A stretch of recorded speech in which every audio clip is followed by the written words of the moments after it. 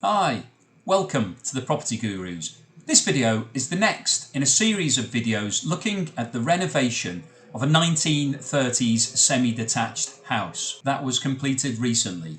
Each video looks at a different aspect of the renovation, and the slides you can see here are shots showing the house as it was originally. Please give us a thumbs up and subscribe if you haven't done so already, and we hope you enjoy the video. Today we're looking at the creation of the utility room.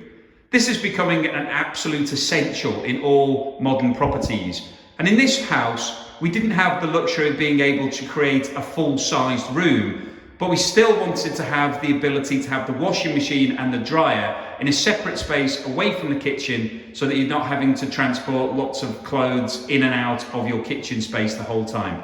So we found a space that was already here. And if you can do this, this is a really great tip. If you look at what we've created, this area was here originally and was actually created when the house was built to support the stairs. So if you look through the gap here, you can see the stairs actually bend round and they've got a landing here. So where the stairs cut across the property, behind this wall here, this is a structural support for the stairs above it. So this cupboard was already here. We had a very weird space where we had restricted head height. So we open the cupboard, you can see above it here, this was already here. So it was quite a low head height cupboard space.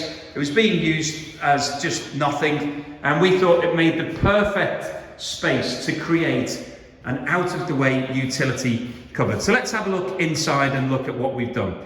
So this space is relatively limited. So it's about 1.5 meters across from side to side, and it's just under 2 meters high. So really not a lot you can do with it. But what we've done is managed to cram in all of the things that you don't want visible in your house. So the first thing is the boiler. The boiler's always tricky to locate. You can put it in your kitchen, but it takes up one of your cupboards, which is essential. You want as much space as possible in your kitchen, so you don't really want to give over a whole cupboard to the boiler. So it's great if you can find somewhere else to put it that's out of the way. It also means that from an access perspective, you can have someone come in and do some work on it without having to put your kitchen out of action. So this was a perfect place to put the boiler. We've gone for a relatively slim boiler here. This is a combination boiler. So combination boilers, if you're not familiar with them, essentially heat up water on demand. So the water comes in on a cold feed into this boiler, and it's heated instantly within the boiler and then sent to either your taps or any other appliances that you've got. So it's essentially like a kettle on the wall. The water comes in cold, it gets heated pretty quickly and then goes out to your hot tap. So quite a nice, small, efficient boiler here.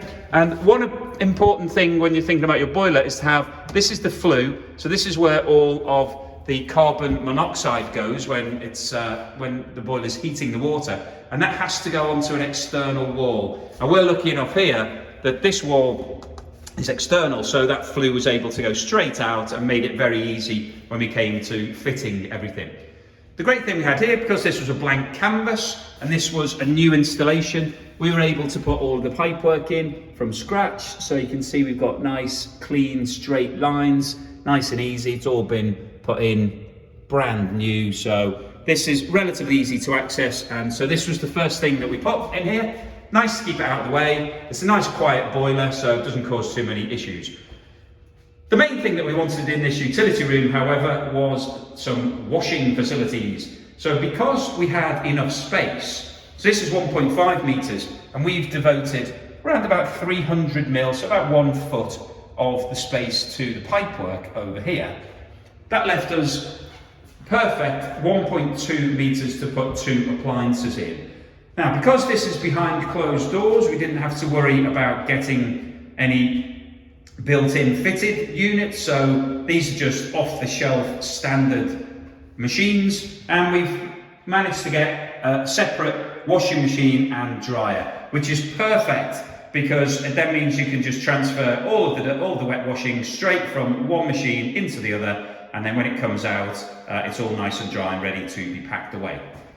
The next thing we did was to put a worktop in here. So this, with the washing machine and dryer in place, we put this as standard height. So this is exactly the same as you would do for a kitchen. And we actually went for exactly the same tops as we've got in the kitchen. So we could have gone for something a bit cheaper, could have put some MDF in here or just some plain wood, but we wanted to put a high-end finish. So it cost a little bit more, but not a huge amount, and it really makes a difference. When you come in here now, it's got a really nice look. If I put the light on, you can see it's reflective, it's nice, it's modern, it looks stylish.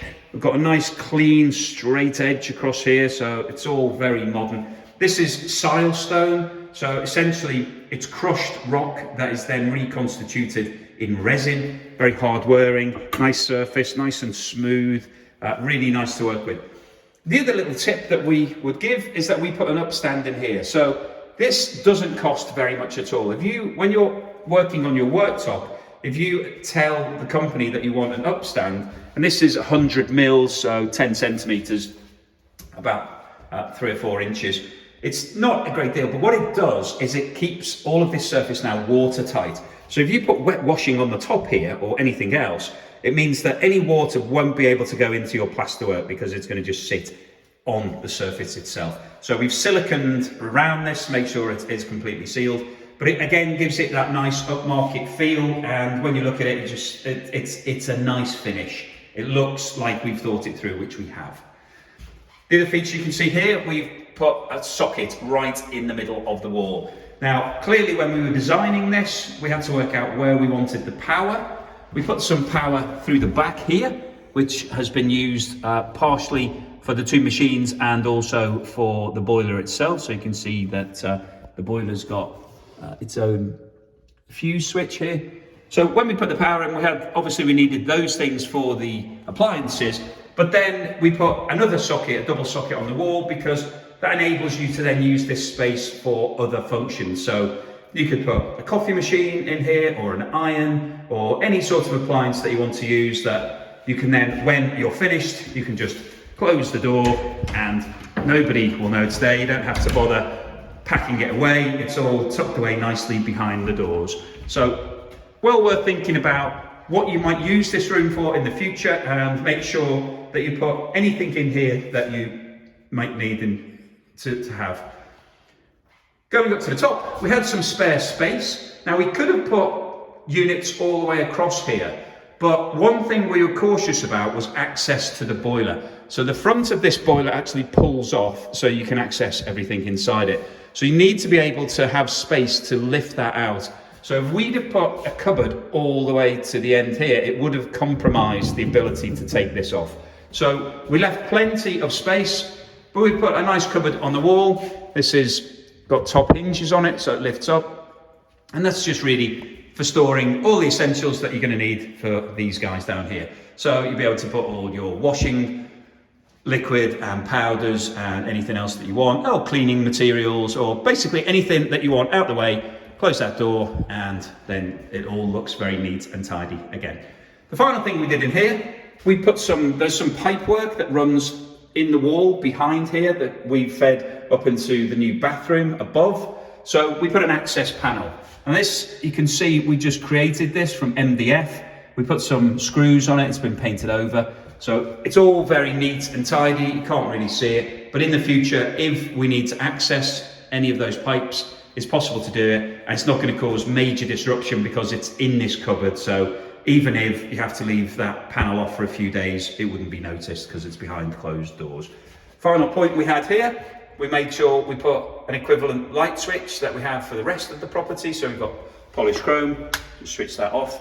And that's basically the utility cupboard. We'll just touch on the doors. We put a magnetic closers on it, which make it so much easier and make sure that the doors sit flush. That matches up to a nice magnetic plate that's on the back of the door.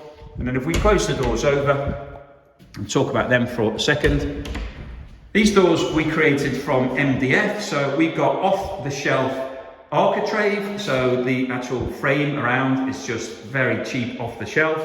We've matched it into the rest of the property, and these MDF doors, we just made these ourselves. So this is a 20mm thick MDF. Again, just got it from the local timber merchants, gave them the dimensions, and then hung it in place and put on a couple of nice polished chrome handles, which just give it that nice upmarket feel. So that's essentially the utility room.